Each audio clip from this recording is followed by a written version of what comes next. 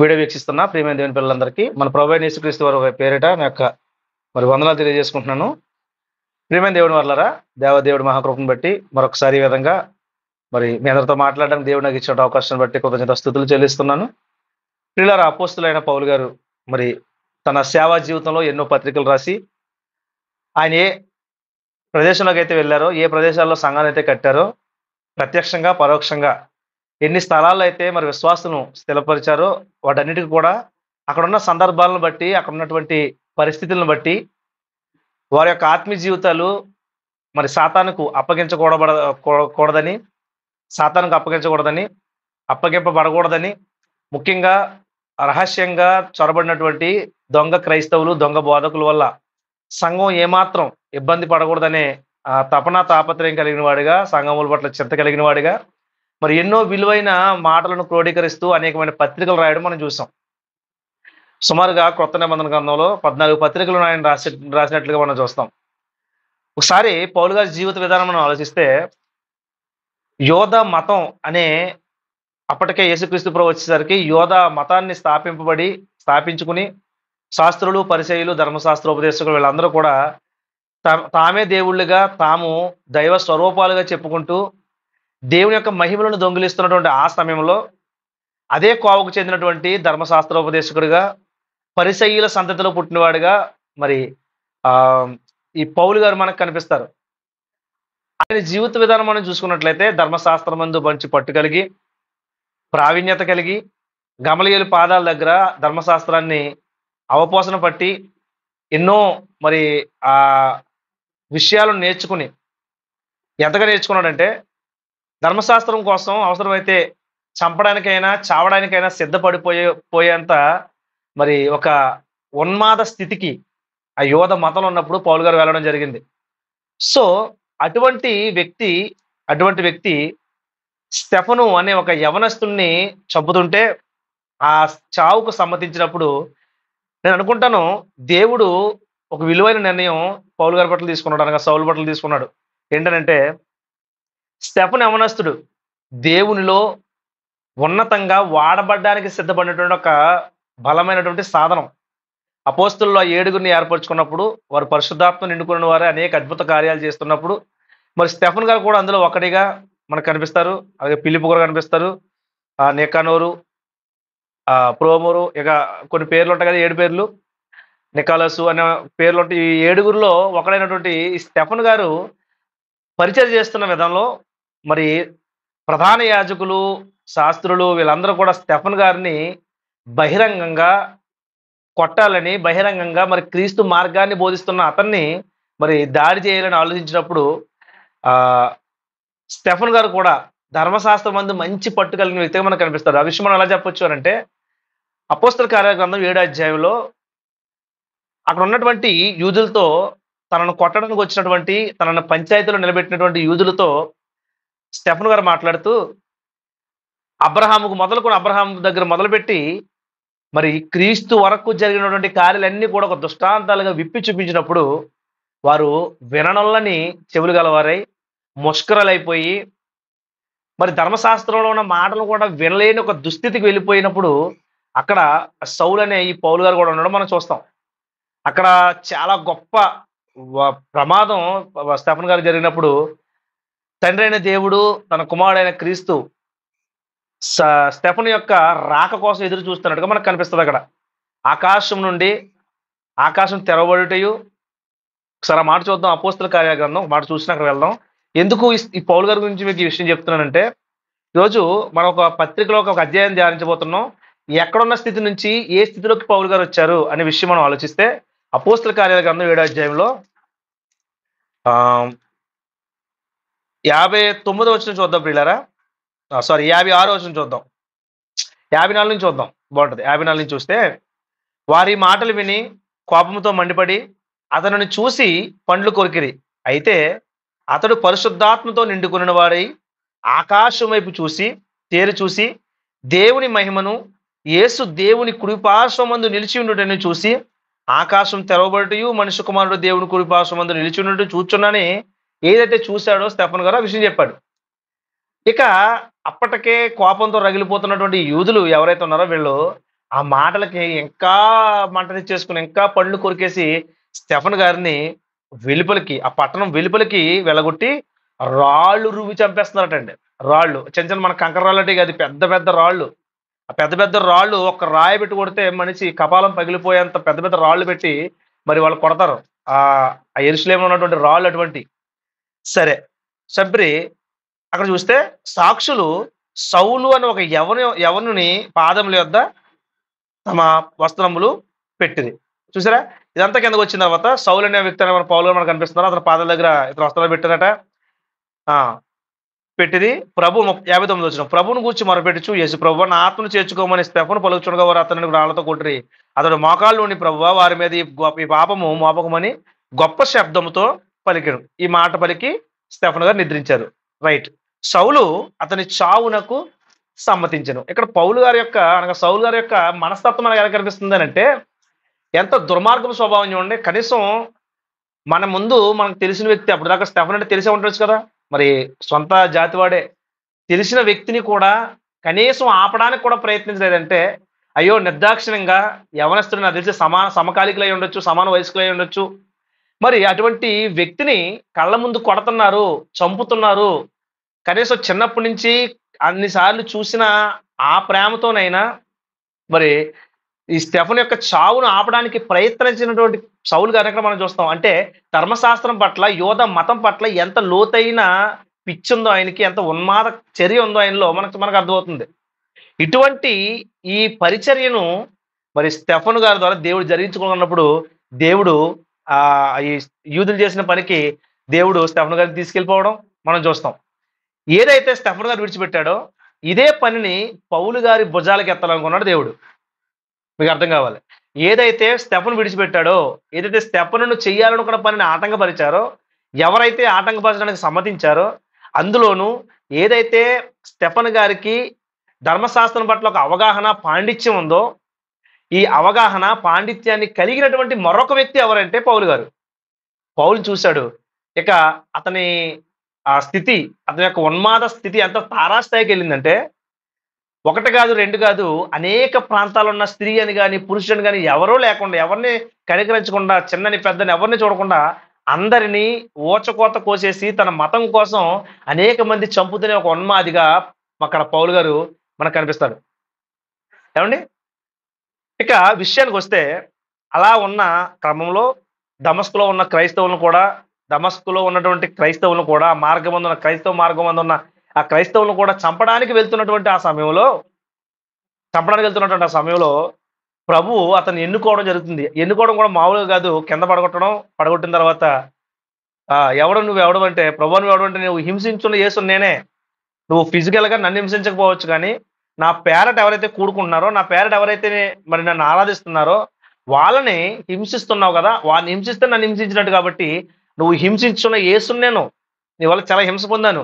కాబట్టి ఇక్కడి నుంచి నీకు మంచి పని అప్పగిస్తానన్నప్పుడు అక్కడే మారు మనసు పొంది పశ్చాత్తాపపడి మరి తన కన్నులు, మూసుకుపోయిన కన్నులు, పొరలు గమ్మేసిన కన్నుల్ని ఒక సింబాలిక్‌గా అవి పొరలు ఊడిపడినట్లుగా, అంటే ఆత్మీయ అంధకారంలో ఉన్నటువంటి అతనికి ఆత్మీయ గుడ్డితనం తొలగిపోయినట్లుగా అననీయ అని ఒక వ్యక్తిని పంపించి తిన్నదనే ఆ స్ట్రీట్‌లో, ఆ వీధిలో ఉన్నప్పుడు అననీయని పంపించి మరి పౌలు గారిని మరి ఆదుకున్నట్లుగా అక్కడ తీసుకెళ్లి బాప్తిస్మం ఇచ్చినట్లుగా ఈ అననీయ గారిని మనం చూస్తాం. ఇదంతా మనకి అపోస్తల కార్యగ్రంథం 9వ అధ్యాయంలో మనకు కనిపిస్తది. రైట్. ఎందుకు ఈ విషయాలన్నీ చెప్తున్నానంటే, ఒకప్పుడు సౌలు గారు మనం చూస్తే సంఘాన్ని హింసిస్తున్నటువంటి సౌలు, సంఘాన్ని దూషిస్తూ, ప్రభువును దూషిస్తూ, సంఘస్థులను లేకపోతే క్రైస్తవులను చంపుతూ ఊసకోత కోస్తున్నటువంటి సౌలును మరి ప్రభు ఎన్నుకొని తన పనికై నిలబెట్టాడు.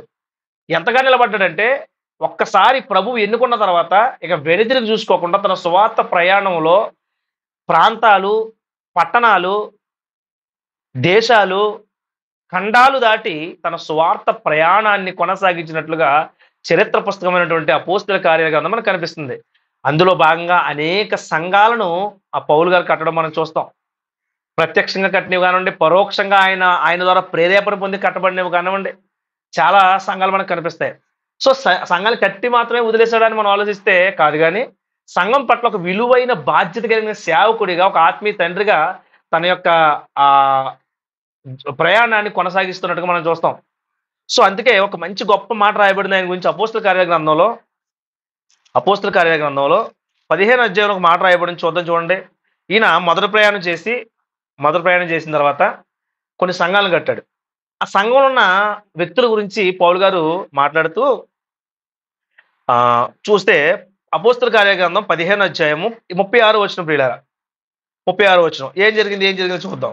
కొన్ని దినములైన తర్వాత ఏ ఏ పట్టణములలో ప్రభువాక్యం ప్రచురపరిచితమో ఆయా ప్రతి పట్టణంలో ఉన్న సహోదరుల వద్దకు తిరిగి వెళ్ళి వారు ఎలాగున్నారో మనము చూతుమని పౌలు గారు బర్నబాతో అన్నాడటండి. అంటే ఎలా ఉన్నారంటే అర్థం ఏంటి? ఒంట్లో బాగుందో లేదో, లేకపోతే ఏమైనా తిన్నారో లేదనా? ఇలాగైనా అర్థం చేసుకోవాలి. మనం ఎప్పుడు ఇంకా భౌతికంగానే అర్థం చేసుకుంటాం కదా. సో ఈ విధమైన చూడటం కదా ఆయన పలకరించడానికి. అసలు ఆత్మీయ స్థితి ఎలా ఉందని ఒక నిజమైన సేవకుడు కోరుకున్నది అదే. ఒక అబద్ధ బోధకుడు అయితే మీ అప్పులు తీరుతాయి, మీ అవసరాలు తీరుతాయి రండి అని చెప్పి ప్రకటించి పిలుస్తారేమో తప్ప, ఒక నిజమైన సేవకుడు, ఒక సత్య సంబంధమైన సేవకుడు మాత్రం ఏమని పిలుస్తాడంటే వారి ఆత్మ ఏమైనా మరి దిగు స్థాయికి వచ్చిందా, లేకపోతే జీవన దిగజారి స్థితిలో ఉన్నారా, వీళ్ళు ప్రభుకు వ్యతిరేకమైన స్థితిలో ఉండిపోయారా అని ఆలోచిస్తారు ప్రియులారా. కాబట్టి ఇక్కడ ఈయన ఆలోచన అంతా ఏంటంట, కొన్ని దినములు అయిందట. ఆయన అన్నాడట, బర్నబా గారితో అన్నాడట, మనం ఏ ఏ పట్టణాల్లో ప్రభువాక్యం ప్రచురపరిచితమో ఆయా ప్రతి పట్టణానికి మళ్ళీ వెళ్దాం. ఎందుకు వెళ్ళాలి అంటే సంఘము పట్ల భారము కలిగిన సేవకుడు ఇలాగే ఉంటాడు. మళ్ళీ చెప్తున్నా, సంఘం పట్ల బాధ్యత కలిగిన వాడు, భారం కలిగిన వాడు ఈ విధంగా ప్రవర్తన. ఎందుకంటే సంఘాన్ని కష్టపడి కట్టుకున్న తర్వాత సంఘం ఏదన్నా మరి దుష్టమృగం చేతికి అప్పగించబడుతుంటే కాపరికి చాలా బాధ కనిపిస్తుంది ప్రియులారా. అది యేసుక్రీస్తు ప్రభు అనే మంచి కాపరు కానివ్వండి, తర్వాత సంఘాన్ని కాయడానికి వచ్చినటువంటి గొప్ప కాపర్లు ఉన్నారు, అపోస్తులు కానివ్వండి, ప్రారంభ సంఘంలో ఎంతమంది సహకారులు కానివ్వండి, చాలా మంది మరి ప్రభు ఒక సంఘాన్ని కాయడానికి, ఆయన స్వరక్తం ఇచ్చి సంపాదించిన సంఘాన్ని కాయడానికి మరి చాలా విలువైన పాత్ర పోషించారు, చాలా విలువైన బాధ్యతను వాళ్ళు చేపట్టినట్లుగా మనం చూస్తాం. సో ఆబ్వియస్లీ సంఘాలు నాశనం అయిపోతుంటే అపోస్తలుడైన పౌలు గారు తట్టుకోలేకపోయారు ప్రియులారా. అది ఎవరో ఒకరి ద్వారా ఆ సమాచారం తెలిసిన సమాచారం ద్వారా వారికి పత్రిక రాసి వారి మనసును స్థిరపరచడం అనేది మనం చూస్తాం. అదేవిధంగా మరి ఏ పట్టణాల్లో మనం వాక్యాన్ని ప్రచురపరచడం, ఆయా ప్రతి పట్టణంలో సహోదరులు తిరిగి వెళ్ళి వాళ్ళ ఆత్మీయ స్థితిలో ఎలాగున్నారో, అసలు ఉన్నారా లేకపోతే పడిపోయారా, ఆత్మీయ స్థితి ఏ విధంగా ఉంది అనే విషయాన్ని మరి పౌలు బర్నబాతో అన్నప్పుడు మార్క్ అని మారుపేరు గల యోహాను తీసుకుని వెళ్ళినట్లుగా మనం అక్కడ చూస్తాం ప్రియులారా. అంటే ఎందుకు ఈ మాట గుర్తు చేస్తున్నానంటే సంఘాన్ని కట్టి వదిలేయడం కాదు, మరి సంఘాన్ని నిలబెట్టే స్థితిలో ఒక సేవకుడు ఉండడం అనేది అక్కడ మనం గమనిస్తున్నాం. అటువంటి సేవకుడు ఎన్నో కష్టాలు అనిపించి అనేక పత్రికలు రాసిన తర్వాత మరి దఫాదఫాలుగా మరి చెరసాల ఉన్నప్పుడు పత్రికలు రాశారు, అలాగే బయట ఉన్నప్పుడు కూడా పత్రికలు రాశారు. ఏ పత్రిక రాసినా ఒక కారణంతో రాసినటువంటి పత్రికలు మనకు కనిపిస్తాయి. ఎక్కువ శాతం మరి ఆయన బాధపడుతూ సంఘాన్ని బలపరచడానికి రాసినటువంటి పత్రికలు మనం చూస్తాం. కానీ ఈరోజు నేను మాట్లాడబోయే పత్రిక మరి దీని యొక్క పరిచయాన్ని ఇంతకు ముందు వీడియోలో నేను మాట్లాడాను, సంఘ స్థాపన ఎలా జరిగింది అనేది. ఆ సంఘం పేరే తెస్సలోనిక సంఘం ప్రియులారా. తెస్సలోనిక సంఘం మరి అపోస్తలుడైన పౌలు గారు మాసిదోనియాలో కట్టినటువంటి రెండవ సంఘంగా లేక మూడవ సంఘంగా మనకి ఇక్కడ కనిపిస్తుంది. మొట్టమొదటి పిలుపు సంఘం అయితే, 2 తెస్సలోనిక సంఘం, మూడవదిగా బెరయ పట్టణస్థులకు ఒక సంఘం కూడుకున్నట్లుగా మనకు కనిపిస్తుంది. మరి బెరయ పట్టణస్థులకు లేఖ రాసినట్టుగా మనకి చరిత్రలో ఉంటే ఉండొచ్చు, కానీ మనకి దైవ గ్రంథంలో ఇవ్వలేదు కాబట్టి విషయాన్ని మనం గుర్తించుకోవాలి. ఇక్కడ చదివిన పత్రికలు మరి బెరయ కూడా పంపించుకోండి, లేకపోతే అక్కడ చదివిన పత్రిక ఎక్కడెక్కడ మీరు మార్చుకు చదివించుకోండి, ప్రతి ఒక్కరి విషయాలు తెలుసుకోవాలనే విషయాన్ని కూడా పౌలు గారు వాళ్ళకి చెప్పినట్లుగా మనం చూస్తాం. ఏమండి, ఇక విషయానికి వస్తే ఈ తెస్సలోనిక పత్రిక అనేది నాకు చాలా ఇష్టమైన పత్రిక. ముఖ్యంగా ఎందుకనంటే అప్పుడు పౌలు గారు ఏ పత్రిక రాసినా కన్నీళ్లు విడుస్తూ వారి ఆత్మలు బాగు చేసుకోవాలని బాగు చేయాలని ఒక మంచి ఉద్దేశంతో వాళ్ళని బాగు చేయాలని ఒక మంచి తీవ్రమైన మరి నిరీక్షణ కలిగిన వాడిగా పత్రికలు రాయడం అనేది జరిగింది. సో ఈ విషయానికి వస్తే ఇక్కడ మనకు కనిపిస్తున్నటువంటి ఈ పత్రిక తెస్సలోనిక పత్రిక మొదటి పత్రిక తిమోతి గారిని అపోస్తలుడైన పౌలు గారు తెస్సలోనికి పంపించారు. ఎందుకు పంపించారనంటే ఇక్కడ అపోస్తలుడైన పౌలు గారు తిమోతిని తెస్సలోనికి పంపించి అక్కడ ఉన్న సంఘస్థులను బలపరచాలి నువ్వు అని మాట్లాడుతూ ఒకసారి ఆ విషయం చూస్తే తెస్సలోనికి రాసిన మొదటి పత్రిక ఎందుకు ఆ తెస్సలోనికకు ఆయన పంపించారనే విషయం మనం చూస్తే తెస్సలోనికి రాసిన మొదటి పత్రిక 3వ అధ్యాయము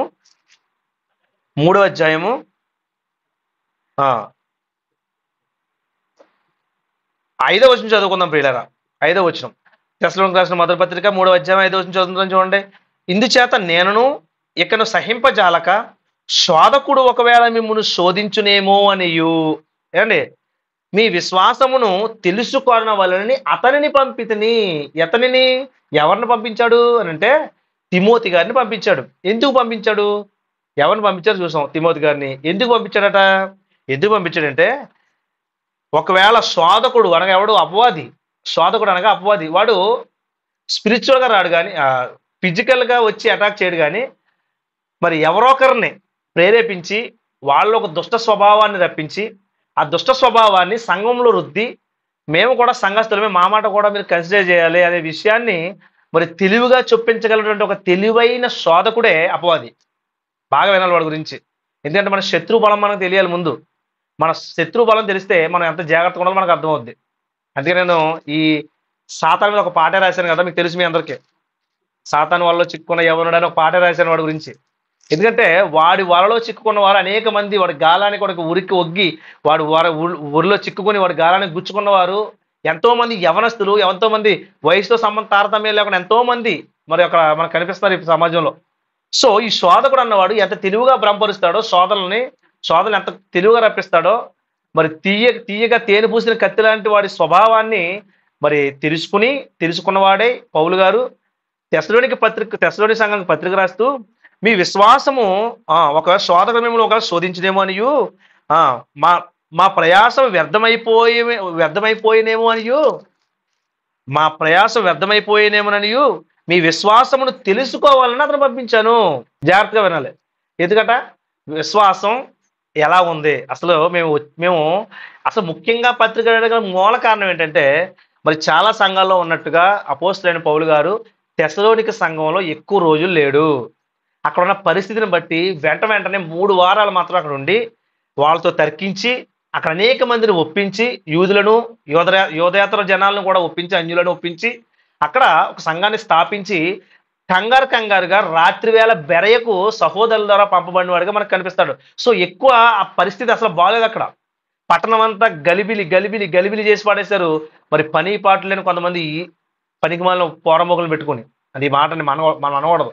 కానీ అటువంటి పరిస్థితిలో మరి అటువంటి వారిని పోగేసుకుని ఆ యూదులు ఎంత మత్సరంతో నిండుకున్నారంటే, యోధ మతాన్ని వీడు నాశనం చేసేస్తున్నాడు అనే ఒక నింద అతని మీద మోపి మరి ఎంత దారుణంగా మరి పౌలు గారిని చేయాలనుకున్నారో, యాసోని ఇంటి మీద పడిపోయారో అపోస్తల కార్యగ్రంథం మనకు 17 అధ్యాయం చదివితే మనకు అర్థమవుద్ది.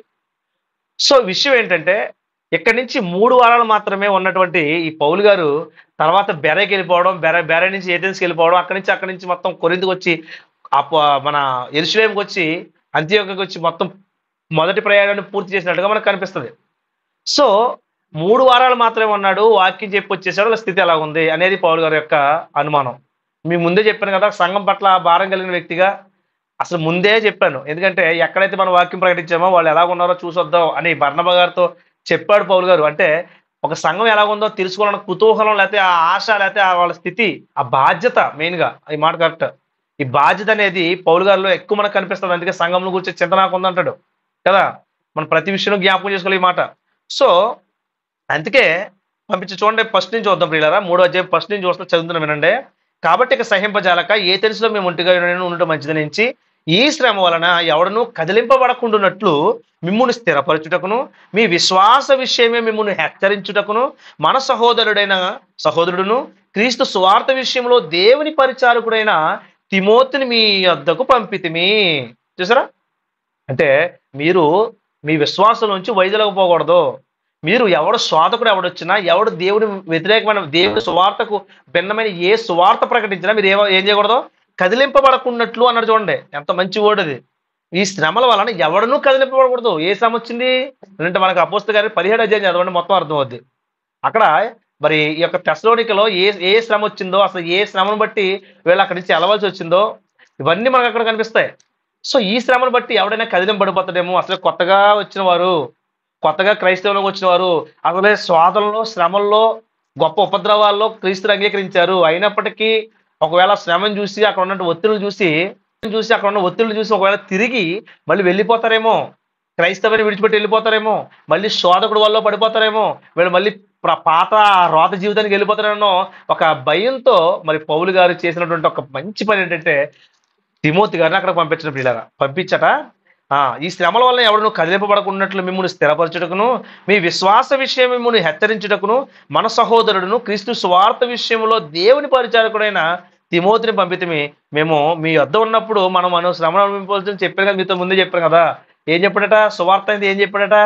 అమ్మా రండి, మీకు కష్టాలు ఉన్నాయా తీరిపోతాయి, అప్పులు ఉన్నాయా తీరిపోతాయి, ఏమైనా రోగాలు ఉన్నాయా, గడ్డలు ఉన్నాయా, ఇంకేమైనా ఉన్నాయా, కంతులు ఉన్నాయా, రండి మా దగ్గర రండి, మేము స్వస్థపరుస్తాం అని చెప్పలేదు.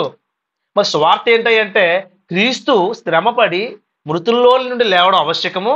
అలాగే ఆయన మృతుల నుండి లేచాడు, పునరుత్థానుడు అయ్యాడు. దానికి మేము రుజువుగా మేము చూసాము.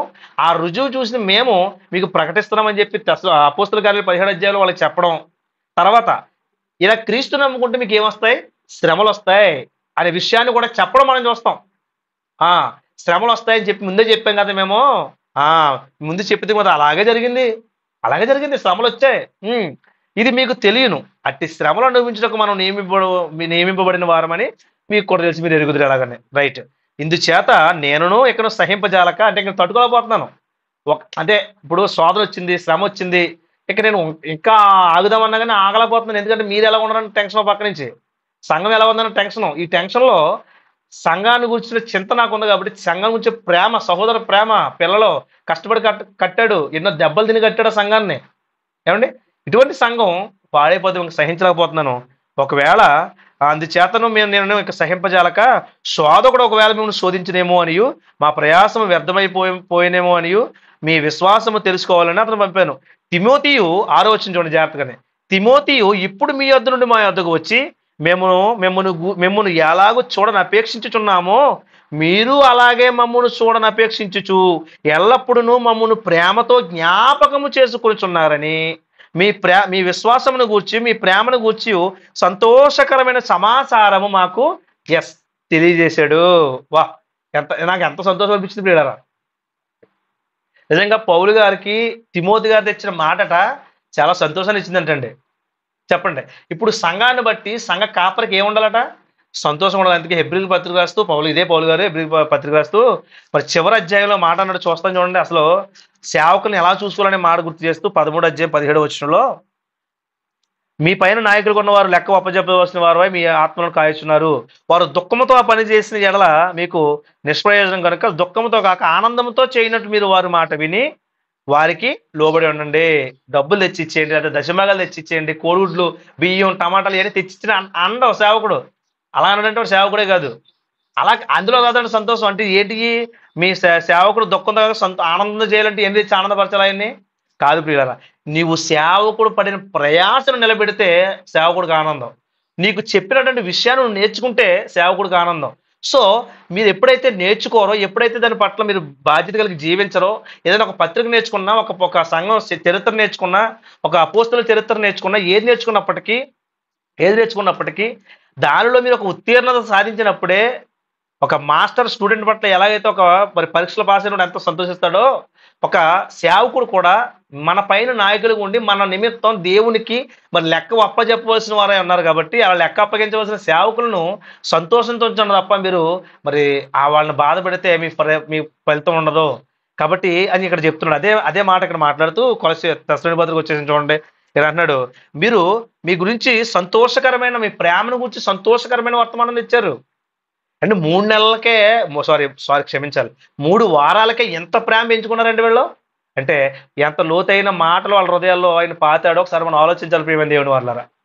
చూసారా, ఒక లోతైన ప్రేమ కలిగిన, బాధ్యత కలిగిన ఒక క్రైస్తవులుగా, దేవుని కలిగిన వారిగా, దేవుని చేత ప్రేరింపబడిన వారిగా, దేవుని చేత ప్రేమ నేర్చుకోబడిన వారిగా ఆ మాట చూస్తాం చూడండి. మొదటి అధ్యాయం చూడండి ప్రియులారు. ఒకసారి చూడండి, తెస్సలోనికీయుల పత్రిక మొదటి అధ్యాయం 4వ వచనం చూడండి ప్రియులారా. ఏలయనగా దేవుని వలన ప్రేమింపబడిన సహోదరులారా, మీరు ఏర్పరచబడిన సంగతి అన్నాడు. అంటే దేవుని చేత ప్రేమించబడ్డారు. అలాగే దేవుని చేత ప్రేమించడం కూడా మీకు నేర్పించాడు దేవుడు అని మరొక చోట అంటాడు. కాబట్టి ఇక్కడ మనం ఆలోచిస్తుంటే దేవుని చేత ప్రేమించబడిన వారులారా, మరి మీకు ఎంత మంచి హృదయం ఉందో మాకు తెలుసు. మీరు మమ్మల్ని ఎంత ప్రేమిస్తున్నారో తిమోతి చెప్తుంటే మాకు అర్థమవుతుంది. నిజంగా మీరు ఇంత ప్రేమ ఎక్స్పెక్ట్ చేయలేదు, కానీ మేము మా ఊహలకు అందనటువంటి ప్రేమ మీరు చూపించారు. మేము అనుకున్నాం అసలు సంవత్సరాలు సంవత్సరాలు చెప్పినప్పుడే కొరింథు పట్టణం ఉంది పిల్లరా, కొరింథు పట్టణం ఉంది కదా, కొరింథులో 1 సంవత్సరం 6 నెలలు అనగా 18 నెలలు అక్కడ ఉండి వారికి ఒక సువార్త చెబితే వారి సంఘాన్ని బలపరిస్తే తర్వాత వచ్చిన రిజల్ట్స్ ఏంటో తెలుసా? ఏముందండి, ఇదిగో కక్షలు ఉన్నాయి, కలహాలు ఉన్నాయి అని చెప్పి క్లోయే ఇంటి వారు చెప్పారట. అంటే ఎక్కువ రోజులు ఉన్నప్పటికీ కొరింథీ సంఘంలో లేని మార్పు కేవలం 3 వారాలు అక్కడ ఉండి ప్రభు వాక్యం ప్రకటిస్తుంటే మరి ఆ సంఘానికి ఉందంటే ఎంత గొప్ప సంఘం అండి తెస్సలోనిక సంఘం. కాబట్టి ఆ సంతోషాన్ని వ్యక్తపరుస్తున్నప్పుడు ఆ సంతోషాన్ని కూడా మరి ఆ పంచుకోవడానికి వాళ్ళని పొగుడుతూ రాస్తున్నటువంటి పత్రికే ఈ తెస్సలోనిక పత్రిక. సో దీనిలో ఉన్న మొదటి అధ్యాయం మనం చూసుకున్నట్లయితే క్లుప్తంగా వివరిస్తాను. మనం ఎంతవరకు పరిచయం చేయడం వల్ల మన ఆలస్యమైంది కాబట్టి మొదటి పత్రిక మొదటి అధ్యాయం వినిపిస్తాను చూడండి. అసలు వారి యొక్క ప్రేమను ఏ విధంగా వర్ణిస్తూ రాస్తున్నారో చూస్తే, తండ్రి అయిన దేవుని యందును ప్రభువైన యేసుక్రీస్తు నందున ఉన్న తెస్సలోనిక సంఘమునకు పౌలును శేలయును సిల్వానును తిమోతియును శుభమని చెప్పారు. ఆయనది కృపయు సమాధానం మీకు కలుగుగాక. విశ్వాసంతో కూడిన మీ పనిని, ప్రేమతో కూడిన మీ ప్రయాసమును, మన ప్రభువైన యేసుక్రీస్తునందు నిరీక్షణతో కూడిన మీ ఓర్పును మేము మన తండ్రి అయిన దేవుని దగ్గర మానక జ్ఞాపకం చేసుకొనుచు, మా ప్రార్థనల యందు మీ విషయమే దేవుని జ్ఞాపకం చేసుకొనుచు మీ అందరి నిమిత్తం ఎల్లప్పుడూ దేవుడికి కృతజ్ఞతాస్తుతులు చెల్లించున్నాము అన్నాడు. ఏమేమి మెన్షన్ చేశారు పిల్లలు అక్కడ? విశ్వాసంతో కూడిన మీ పని, ఇవన్నీ కూడా ఎప్పుడు డిక్లేర్ చేసుకున్నాడు ఈయన అని అంటే, ఎప్పుడైతే తిమోతి గారు అక్కడ సమాచారాన్ని అందజేశాడో, సమాచారం అందజేసిన తర్వాత అప్పుడు కన్ఫర్మ్ చేసుకుంటున్నారు ఏమేమి ఉందట? విశ్వాసంతో కూడా మీ పని, ప్రేమతో కూడిన మీ ప్రయాసము, మన ప్రభువైన యేసుక్రీస్తునందలి నిరీక్షణతో కూడిన మీ ఓర్పు. ఎంత ఓర్చుకున్నారంటే నిజంగా మీ ఓర్పు చాలా గొప్పదమ్మా. ఈరోజు చిన్న చిన్న వాటికి మనం ఓర్చుకోలేం కదా, చిన్న శ్రమ వచ్చి ఓర్చుకోలేం, చిన్న శోధనలకు ఓర్చుకోలేం, చిన్న కష్టాలకు దేవుని కూడా దూషించేసి, దేవుడిని నిందించేసి, దేవుణ్ణే మరి బాధకు గురి చేసి బ్రతుకులు మనవి. కానీ వాళ్ళట మరి ప్రయాసంతో కూడా నిరీక్షణతో కూడా ఓర్పు పొందడం వాళ్ళకే. ఏ నిరీక్షణ ఇది అంటే, మా ప్రభు మా కోసం తిరిగి రాబోతున్నాడు, మాకు ఒక మహాలోకాన్ని ఇవ్వబోతున్నాడు, దానికోసమే ఆయన పునరుత్థానంలో తిరిగి లేచి వెళ్ళాడు, తిరిగి ఆయన వచ్చేసరికి మేము సిద్ధంగా ఉంటే మా కోసం ఒక లోకం ఎదురు చూస్తుంది, మా కోసం మా తండ్రి ఎదురు చూస్తున్నాడు ఒక నిరీక్షణ వెళ్ళుందట. ఆ నిరీక్షణతో కూడిన ఓర్పు ఉందట. మన ఓర్పును మేము మన తండ్రి అనే దేవుని ఎదుట మాన జ్ఞాపకం చేసుకుంటాం. మీ గురించి ప్రారంభ పలుకులు లెటర్ రాసినప్పుడు ఉభయ కుశలోపరి రాస్తారు కదా, ఎలా ఉన్నారు, అందరూ బాగున్నారా, ఇక్కడ నేను క్షేమం, అక్కడ మీరు క్షేమంగా ఉన్నారా, మీరు ఎలా ఉన్నారని పలానా ఇంట్లో పలానా వారి వచ్చినప్పుడు చెప్పారు. అప్పుడు ఇంతకుముందు లెటర్లు ఉండే కదండి, అప్పుడు లెటర్ రాసుకున్న సమయంలో చెప్తున్నాను. కానీ ఆ లెటర్స్ చరిత్రలో మిగిలిపోవచ్చు. నేను చాలా లెటర్లు రాశాను ఇంటికి దుబాయ్లో ఉన్నప్పుడు.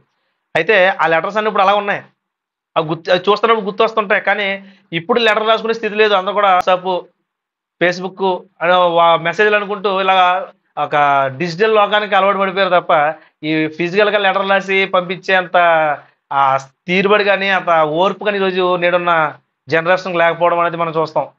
సో ఏదేమైనప్పటికీ టెక్నాలజీ పెరిగింది, దాంతోపాటు బతకాలు కూడా పెరిగాయి. మరి టెక్నాలజీ పెరిగినందుకు సంతోషపడాలో, మనుషులు దానివల్ల సోమరపోతులు అయిపోతున్నందుకు బాధపడాలో అర్థం కావట్లేదు. కానీ ఏదేమైనా మంచిగా వాడేవాడు మంచి జరుగుతుంది, చెడుగు వాడేవాడికి చెడే జరుగుతుంది. రైట్. ఇక్కడ వీళ్ళ ఓర్పు ఎంత బాగుంది. కాబట్టి లెటర్ రాస్తూ జ్ఞాపకం చేసుకుంటాడట, మానక జ్ఞాపకం చేసుకుంటాడట. ఎంత ఎంత ప్రేమతో రాస్తున్నాడండి పత్రిక. నేను ఇన్ని పత్రికలు చదివాను కానీ ఇంత ప్రేమతో, ఎంత సంతోషంగా ఆయన రాస్తున్న పత్రిక ఏది చూడలేదండి. ఏమండి? ఇంకో విషయం, జ్ఞాపకం చేసుకుని మీ అందరి నిమిత్తం ఎల్లప్పుడూ దేవునికి కృతజ్ఞతాస్తుతులు చెల్లిస్తున్నాను. ఎందుకంటే యాలయనగా ప్రియులారా, 4వ వచనంలో యాలయనగా దేవుని వల్ల ప్రేమపడిన సహోదరులారా, మీరు ఏర్పడిన సంగతి అనగా మా సువార్త మాట మాత్రంతో కాదు, శక్తితో జరిగింది, అది పరిశుద్ధాత్మతో జరిగింది, అది సంపూర్ణ నిశ్చయత మీ అద్దకు వచ్చాం మేము. ఖచ్చితంగా ఒక నిశ్చయత ఉంది మాకు, ఒక సంపూర్ణమైన నిశ్చయత ఉంది, పరిశుద్ధాత్మ శక్తి ఉంది. ఆ శక్తితోనే మరి పరిశుద్ధాత్మతోనే మేము ఎదుగుకొచ్చి మీకు సువార్త ప్రకటించమన్న సంగతి మీకు తెలియను. మేము మీ నిమిత్తం మీ ఎడల ఎట్టి వారం ఏంటో మీరు ఎరుగుతారు కదా. పరిశుద్ధాత్మ వలన కలుగు ఆనందంతో గొప్ప ఉపద్రవం మీరు వాక్యం అంగీకరించారని, ఈ వాక్యం అంగీకరించి మీరు మమ్మును ప్రభువును పోలి నడుచుకున్న సంగతి విన్నప్పుడు మేము చాలా సంతోషించాము. సో ఎంత ఆనందంతో రాస్తున్నాడండి. కాబట్టి వీళ్ళట ఇంత మాత్రమే కాదట, మరొక గొప్ప కితాబు, గొప్ప సర్టిఫికెట్ ఇస్తున్నాడు ఆయన తెస్సలోనిక సంఘానికి. ఆ సంఘానికి ఇస్తున్న సర్టిఫికెట్ అంటే 7వ వచనం జాగ్రత్తగా చదివితే, కాబట్టి మాసిదోనియాలోను అకయ్యలోను విశ్వాసులందరికీ మాదిరి అయితిరి. వావ్, ఎంత వండర్ఫుల్ వర్డ్ అండి. ఈరోజు మన జీవితం కనీసం మన ఇంట్లో వాళ్ళకైనా మాదిరిగా ఉందా? ఒకసారి ఆలోచన చేయండి. వీళ్ళట ఒక సంఘానికి కాదు, ఒక కుటుంబానికి కాదు, అలాగే ఒక ప్రాంతానికి పరిమితం అయిపోయింది. కానీ ఈ మాసిదోనియా, అకయ ప్రాంతాలు ఉన్న వారందరూ కూడా ఈ సంఘం ఎలా ఉందంటే ఒక మాదిరికరమైన సంఘం ఉందంటండి. ఎందులో మాదిరి? ఓర్పులో మాదిరి, విశ్వాసంలో మాదిరి, శ్రమలు అనుభవించడంలో మాదిరి, వచ్చిన శ్రమలు ఎదుర్కోవడంలో మాదిరి, ప్రభు నిమిత్తం సంతోషంగా మరి గొప్ప ఉపద్రవమైన నిలబడడంలో మాదిరి, శ్రమలైనా శోధనలైనా ఎవడొచ్చి కదిలించినా, శోధకుడే వచ్చి కదిలించినా కదల్చబడాలన్నటువంటి విషయాల్లో మాదిరి, ఇన్ని విషయాల్లో మాదిరిగా ఉన్న సంఘాన్ని గురించి మాట్లాడుతున్నాడు. మీరు మాదిరి అయితే ఎందుకనగా 8వ వచనంలో ఎందుకనగా మీ వద్ద నుండి ప్రభు వాక్యం మాసిదోనియాలోను అకయలోను మ్రోగెను. మీరు మీ సంఘాలను కూర్చోలేదు కానీ వెళ్ళి మాసిదోనియా అంతటా ప్రచురం చేశారు. మ్రోగెను వినిపించడం కాదు, మోగిందంట. అంటే అంత గట్టిగా సువార్త చేశారు. ఒకసారి ఆలోచించండి. వీళ్ళు ఏమండి, మొదటి అధ్యాయం పూర్తి వివరణ ఇస్తున్నాను మీకు ఈరోజు. అంటే అకయాలోను మాసిదోనియాలోను వీళ్ళ సంఘం, ఈ తెస్సలోనికలో ఉన్న సంఘం వెళ్ళి ఏం చేసిందంటే ప్రభు యొక్క సువార్తను ప్రకటించినట్టుగా మనకు కనిపిస్తుంది. మ్రోగెను. అక్కడ మాత్రమే కాక ప్రతి స్థలమందును దేవుడి యందు మీకున్న విశ్వాసం, మీ విశ్వాసం వెల్లడైంది. క్రియల ద్వారా వెల్లడైంది ప్రియులారా. విశ్వాసం, క్రియలు లేని విశ్వాసం మృతం అన్నాడు. యాకోబు గారు మాట్లాడుతూ యేసుక్రీస్తు ప్రభువు తమ్ముడు యాకోబు పత్రికలో అంటాడు, విశ్వాసం లేని క్రియలు, క్రియలు లేని విశ్వాసం రెండు ఒంటిదైపోద్దట. మీకు విశ్వాసం ఉందంటే దాన్ని ఎలా చూపించాలంటే క్రియల్లో చూపించాలి. తెస్సలోనిక సంఘంలో ఉంది అది. అసలు ఏ విషయం తీసేద్దాం చూడడం వల్ల ఏ విషయంలో తప్పు పడదామని మనకు కనిపించట్లేదు. పలానా విషయంలో వీళ్ళు తక్కువకున్నారండి, దొరకట్లా. విశ్వాసంలో తక్కువకున్నారా, దొరకట్లా. ఓర్పులో తక్కువకున్నారా, దొరకట్లా. శోధన వచ్చినప్పుడు కదిలించబడుతున్నారా, దొరకట్లా. ఒకవేళ శోధకుడు వచ్చి మనల్ని మరి ఉపద్రవాల్లో ఉన్నారు, మీరు వెళ్ళిపోండి, ఫిజికల్గా కానీ స్పిరిచువల్గా కానీ వాళ్ళని ఏమైనా డిస్టర్బ్ చేస్తారంటే కదల్చబడట్లా. అంటే ఎన్ని విషయాల్లో వీళ్ళ మాదిరి కూడా సువార్త ప్రకటన చేయకుండా సంఘంలో మూలం కూర్చున్నారంటే అది కూడా లేదు.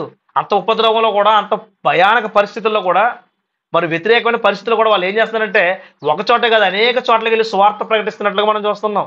బా ఎన్ని గుడ్ క్వాలిటీస్ అండి ఈ సంఘంలో ఉన్నాయి. ఈరోజు సంఘాలు ఇవన్నీ కూడా మనం చూసి సిగ్గుపడాలి కదా. ఈ సంఘాలు ఈ క్వాలిటీస్ మనం లేకపోతే మనం ఏం చేయాలి? సిగ్గుపడాలి కదా.